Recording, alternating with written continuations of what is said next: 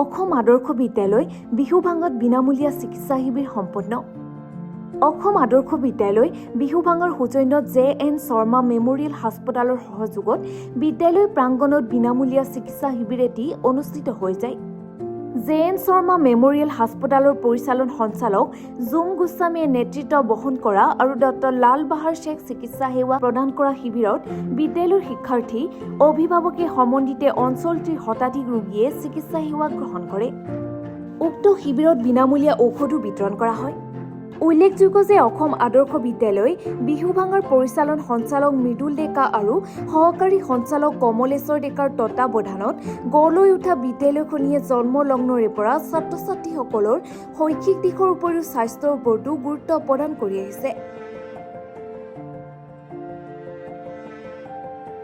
অসম আদৰ্শ বিদ্যালয় বিহুভাঙৰ সৌজন্যত JN শৰ্মা মেমৰিয়েল হস্পিটেলৰ সহযোগত আজি আমাৰ বিদ্যালয় প্ৰাংগণতেই ছাত্ৰ ছাত্ৰী অভিভাৱক আৰু দাঁতিকাষৰীয়া অঞ্চলৰ ৰাইজক স্বাস্থ্য সেৱা আগবঢ়োৱাৰ উদ্দেশ্যে আজি এটা ফ্ৰী হেল্থ কেম্প এটা আগবঢ়োৱা হয়। ইয়াত আমাৰ ছাত্ৰ ছাত্ৰী অভিভাৱকৰ লগতে ভালেমান ৰোগীয়ে আহি ইয়াত স্বাস্থ্য লাভ কৰে আৰু তেওঁলোকৰ স্বাস্থ্যৰ দিশত সজাগতা বৃদ্ধি কৰাৰ উদ্দেশ্যে আজি JN শৰ্মা মেমৰিয়েল হস্পিটেলে এই প্ৰয়াস আমি আদৰণি জনাইছোঁ। আগলৈকেও যেন তেওঁলোকে এই প্ৰয়াস অব্যাহত ৰাখি ছাত্ৰ ছাত্ৰী অভিভাৱকৰ লগতে এই অঞ্চল উপকৃত কৰি আহে। লগতেই আমাৰ বিদ্যালয়খন প্ৰতিষ্ঠা কালৰ সময়ৰ পৰা আমি নিয়মীয়াকৈ প্ৰতি বছৰে ফ্ৰী হেল্থ কেম্প আগবঢ়াই থকা হৈছে। সেই ক্ষেত্ৰত আমি ছাত্ৰ ছাত্ৰীক স্বাস্থ্য দিশত আগবঢ়াই নিয়াৰ লগতো আমি সমান্তৰালভাৱে শৈক্ষিক দিশতো আগবঢ়াই নিয়াৰ আমাৰ চেষ্টা অব্যাহত সদায় আছে।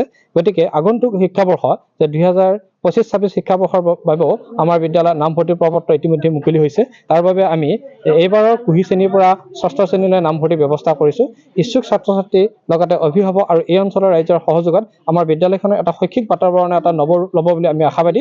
তাৰ লগতেই আমি ছাত্ৰ ছাত্ৰীক শিক্ষা দিশত গুণগত মানদণ্ডৰ শিক্ষা দিয়াৰ উপৰিও যে স্বাস্থ্যসন্মত দিশতো আমি আগবঢ়াই নিয়াৰ বাবে আমাৰ JN শৰ্মা মেমৰিয়েল হস্পিটেলৰ সহযোগত আৰু আমাৰ এই অঞ্চলৰ উপকণ্ঠ অঞ্চলৰ ৰাইজৰ সহযোগত আমাৰ বিদ্যালয়খনে সকলো দিশতে আগবঢ়াই যাব বুলি আশা ৰাখিলোঁ। নমস্কাৰ, আজি আমি ইয়াত ফ্ৰী এটা হেল্থ কেম্প আয়োজন কৰিছোঁ JNSM হস্পিটেলৰ পৰা অসম আদৰ্শ বিদ্যালয়ত।